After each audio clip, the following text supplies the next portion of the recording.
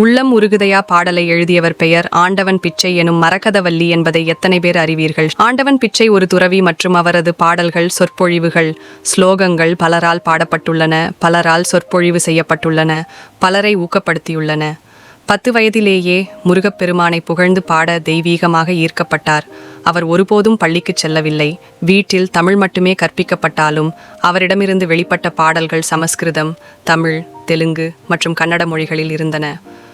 மரகதவல்லி என்று பிறக்கும்போது பெயரிடப்பட்ட ஆண்டவன் பிச்சை எளிமையான, மென்மையான, அமைதியான ஆன்மாவாக இருந்தார். இந்து வேதங்களில் வெளிப்படுத்தப்பட்ட இலட்சியமான பற்றுதலுடன் வாழ்க்கையை வாழ்ந்தார். அவர் தனது முன்னிலையில் வந்த அனைவரையும் தொட்டார், மேலும் அவர்கள் அவரது எளிமை மற்றும் தெய்வீகத்தால் ஆழமாக ஈர்க்கப்பட்டனர். 1990 அவர் சமாதி அடைந்த பிறகும் அவரது பாடல்களில் வெளிப்படுத்தப்பட்ட கடவுள் மீதான அவரது பக்தி பலரை தொடுகிறது. 1899 செப்டம்பர் 6 இந்தியாவின் சென்னை மயிலாப்பூரில் பிறந்தார் தந்தை சங்கரநாராயண சாஸ்திரி. இரு சகோதரர்களும் மிகவும் உயர்ந்த அந்தஸ்துள்ள வழக்கறிஞர்களாகவும் பக்தியுள்ளவர்களாகவும் கல்வியறிவுள்ளவர்களாகவும் இருந்தனர். இவர் பிறந்த நேரத்தில் வெங்கடசுப்பையர் வெங்கடகிரி ராஜாவிடமிருந்து தேவி மரகதவல்லியின் மரகத சிலையை பெற்றார். அதனால் அவர் சிறுமிக்கு மரகதவல்லி என்று பெயரிட்டார். குழந்தை பருவம். வள்ளியும் அவளுடைய மற்ற உடன்பிறப்புகளும் வீட்டில் கல்வி கற்றனர். வள்ளி அடிக்கடி நழுவி தனக்கு எதுவும் தெரியாது என்பதை நம்பிக்கையற்ற பார்வையுடன் பார்ப்பாள். அவளுடைய தந்தை அவளை அன்பாக நிரக்ஷர குக்ஷி என்று அழைத்தார், அதாவது எழுத்துக்கள் கூட தெரியாத ஆன்மா என்று பொருள். 10 வயதை நெருங்கும் போது அவள் உதட்டளவில் பேசியதால் அவளுடைய உறவினர்களால் கேலி செய்யப்பட்டாள். குழந்தை வள்ளி அவளுடைய இதயத்தில் கொந்தளிக்கும் உணர்ச்சிகளை வெளிப்படுத்த முயன்றாள். ஒரு இரவு வள்ளி படுக்கைக்கு சென்றாள். அவள் இதயத்தில் ஒரு வேதனையான பிரார்த்தனை இருந்தது. மறுநாள் காலையில் அவள் மிகுந்த நோக்கத்துடன் எழுந்து தன் தந்தையின் அருகில் நின்றாள். ஆச்சரியப்பட்டு அவர் அவளிடம் மெதுவாக கேட்டார், நீ எனக்கு ஏதாவது சொல்ல விரும்புகிறாயா? ஒருவர் பலரானார். படைக்கிறார், பாதுகாக்கிறார், அழிக்கிறார். வேதங்களுக்கு எட்டாதது தனியாக நிற்கிறது. அத்தகைய பரபிரம்மனை மரகதவல்லியாகிய நான் என் பேச்சு கவிதையாக அவரை புகழ்ந்து பாட வேண்டும் என முடித்தார். சங்கரநாராயண சாஸ்திரி அவளுடைய சொல்லாட்சியையும் அறிவையும் இடியுடன் ஆச்சரியத்துடன் பார்த்தார். இந்த அறிவு உனக்கு எங்கிருந்து வந்தது என்று அவர் கேட்டார். பையன் முருகன் தன்னிடம் வந்து தனது நாக்கை நீட்டி தனது வேளால் ஓம் என்று எழுதியதை அவள் விவரித்தாள். பின்னர் அவர் அவள் அருகில் அமர்ந்து ஞான அமிர்தத்தை கண்டுபிடிக்க உதவும் தெய்வீக அறிவை அவளுக்கு அருளினார். அவள் குழந்தை போன்ற உதட்டை இழந்து அவரை புகழ்ந்து பாட முடிந்தது. இது மரகதவல்லியை கிருஷ்ணர், சிவன், தேவி, முருகன் போன்ற பல்வேறு வடிவங்களில் கடவுள் மீதான தனது பக்தியை பற்றி ஒரு உத்வேகத்துடன் எழுதும் பாதையில் இட்டுச் சென்றது. இந்த அலை தொடங்கியவுடன் வேறு எதுவும் அதை தடுக்க முடியாது. திருமண நிலை, குழந்தைகள், வீட்டுப் பிணைப்புகள் போன்றவை அல்ல. அவள் தனது கர்மாக்களை செய்தாள். ஆனால் எப்போதும் தன் ஒரு பகுதியை ஒதுக்கி ஒரு தனி மூலையில் கடவுள் மீதான தனது பக்திக்காக ஒதுக்கி வைத்திருந்தாள். மரகதவல்லி அன்புடன் மத்தா என்று அழைக்கப்படுபவர் மிகவும் இளம் வயதிலேயே திருமணம் செய்து கொண்டார்.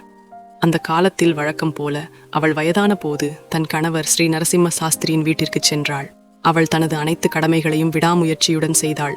ஆனால் அவளுடைய உள்மையம் எப்போதும் முருகனுக்கு அர்ப்பணிப்புடன் இருந்தது. அவள் அவ்வப்போது ஒரு மயக்கத்தில் விழுந்து முருகனை புகழ்ந்து பாடும்போது முழு உலகத்தையும் மறந்துவிடுவாள். வீட்டிலுள்ள பெரியவர்கள் எல்லா நேரங்களிலும் இறைவனை புகழ்வதை தவிர்க்கும்படி அவளிடம் கேட்டுக்கொண்டனர். ஏனெனில் அது குடும்பத்திற்கு அவமானத்தை தவிர வேறு எதையும் கொண்டு வராது. அவள் வாழ்ந்த உலகில் ஒரு பெண் எப்போதும் பின்னணியில் இருந்தாள். அவள் ஆன்மீகத்தில் குறிப்பிடத்தக்க நாட்டம் காட்டியதால் விரைவில் அவளுடைய சீடர்களாக மாறிய பலர் இருந்தனர். அது அந்த காலத்தின் பழமைவாத கருத்துக்களுக்கு ஏற்றதாக இல்லை.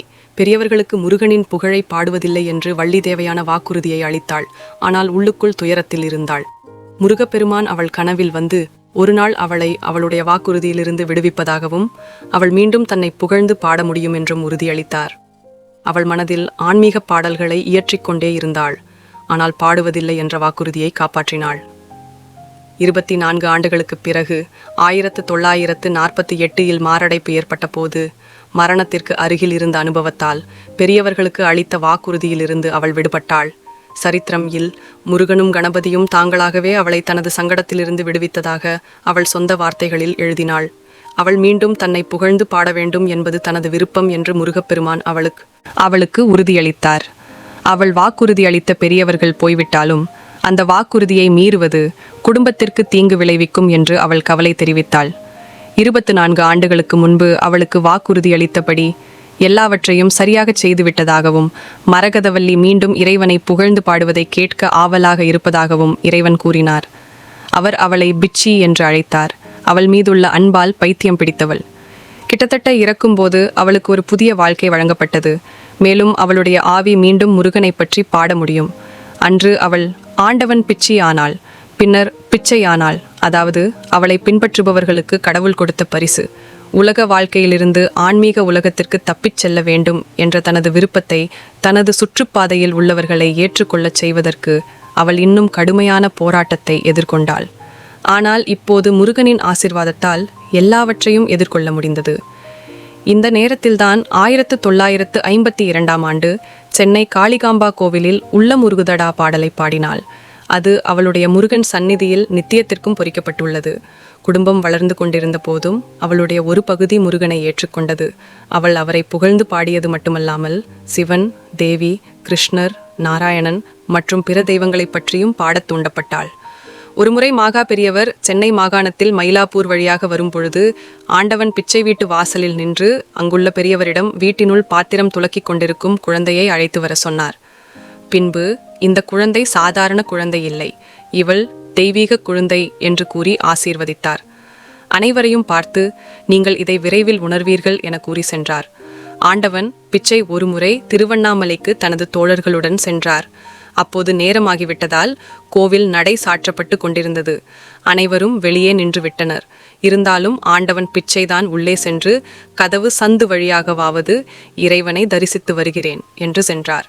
உள்ளே சென்றபோது ஒரு சிறு பையன் அங்கே அமர்ந்து வேதம் படித்துக் கொண்டிருந்தான். அந்த சிறுவன் ஆண்டவன் பிச்சை கண்டதும் வாருங்கள் என்று அழைத்து சென்று கதவை திறந்து ஆண்டவனுக்கு தீப ஆராதனை காட்டி பின்பு அம்பாள் சன்னதிக்கு அழைத்துச் சென்றான். அதன் பிறகு பக்கத்தில் உள்ள முருகன் சன்னதிக்கு அழைத்துச் சென்று அங்கே முருகனுக்கும் தீபாராதனை காட்டினார். ஆண்டவன் பிச்சை பணம் கொடுக்க முயன்றபோது வேண்டாம் தாயே, நான் இங்கேதான் இருப்பேன், இன்னொரு முறை வரும்போது வாங்கிக் கொள்கிறேன் என்றார். பின்பு அம்மையார் அந்த பையனிடம் பெயரை கேட்டார். தன் பெயர் தண்டபாணி என்றும் நான் இங்கேதான் குடியிருக்கிறேன் என்று கூறினார். சரி என்று கூறி அம்மையார் வெளியே வந்து அனைவரிடமும் இந்த விஷயத்தை தெரிவித்தார். அப்போது அங்கிருந்த பூசாரிகள் அப்படி யாரும் உள்ளே இல்லையே, நாங்கள் நன்றாக பார்த்துவிட்டு கதவை மூடிவிட்டு தானே வந்தோம் என்று கூறினர். அனைவரும் ஆச்சரியத்தில் ஆய்ந்தனர்.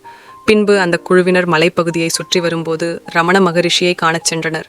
ஆண்டவன் பிச்சையை கண்டவுடன் ரமண மகரிஷி புன்னகைத்தார். ஆசீர்வதித்து நேற்று தண்டபாணியின் தரிசனம் நன்றாக கிடைத்ததா என்று வினாவினார். அதை கேட்டம்மையார் அதிர்ச்சியில் உறைந்தார். அங்கு வந்திருந்தது இறைவன் முருகன் என்பதை உணர்ந்து மட்டற்ற மகிழ்ச்சியில் மகிழ்ந்தார். ஒருமுறை சிங்கப்ப ராஜா என்ற இராணுவ தளபதி மகா பெரியவரை காண வந்தார். அவரை சிங்கப்ப ராஜா ஆசீர்வதித்த மகா பெரியவர் ஆண்டவன் பிச்சையை கண்டு ஆசீர்வாதம் பெறும்படி பணித்தார்.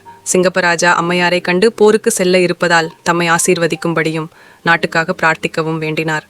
அப்போது சற்று நேரம் தியானத்தில் மூழ்கிய ஆண்டவன் பிச்சை அவர்கள் காளியின் தரிசனத்தை கண்டு புனிதமாம் பாரதத்தின் புகழினை போக்கவென்று அநியாய போர் புரிந்து அழித்திடும் அரக்கர்த்தம்மை தனியாக நின்றதற்கும் ஆண்மை மிகும் இந்தியர்கள் நினைத்ததும் துணையாய் வந்து வெற்றியருள் ஜெயஸ்ரீ காளிமாதா என துவங்கும் காளி கவசத்தை எழுதி அவரிடம் கொடுத்து இதை படிக்கும்படி கூறினார். அதன் பிறகு நடந்த பாகிஸ்தான் இந்தியா போரில் இந்தியா வென்றது என்பது குறிப்பிடத்தக்கது. அம்மையார் பல்வேறு கோவில்களில் சென்று பாடி தரிசனங்களை கண்டு கடைசியாக ரிஷிகேஷ் சென்று அங்கு இறைவனை வழிபட்டு அங்கேயே முக்தி அடைந்தார். இக்கால பெண் குழந்தைகள் அம்மையார் போன்ற சிறந்த ஆன்மீகவாதிகளின் கதைகளை கேட்டு மகிழ்ந்து தங்கள் வாழ்க்கையை நல்லொழுக்கங்கள் வளர்த்து கொள்ள வேண்டும் என்று அன்புடன் கேட்டுக்கொள்கிறோம். திருத்தணிகை மும்மணி கோவை, வைஷ்ணவி பஞ்சதபி பாமாலை, வைஷ்ணவி அருள் 10, வைஷ்ணவி அனுக்கிரக மணிமாலை, ஸ்ரீ பகவத்கீதை போதம், தேவி நவசக்கர கீர்த்தனைகள் ஆகியவை ஆண்டவன் பிச்சை எழுதிய நூல்களுள் சில.